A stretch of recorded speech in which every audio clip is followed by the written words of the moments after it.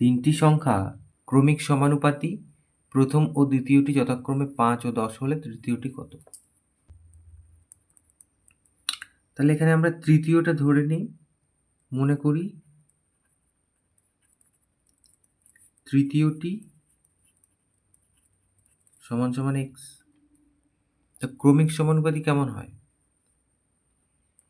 অতএব ক্রমিক সমানুপাতটি হলো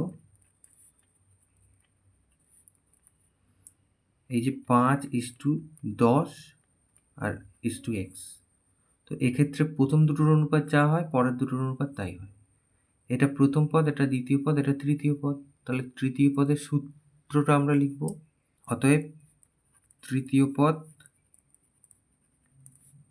যেটা x, সেটা সমান সমান কি না, তৃতীয় পদের সূত্র হচ্ছে এই মাঝখানেরটাকে দুবার গুণ করতে হবে, করে এই প্রথমটা দিয়ে ভাগ করতে হবে।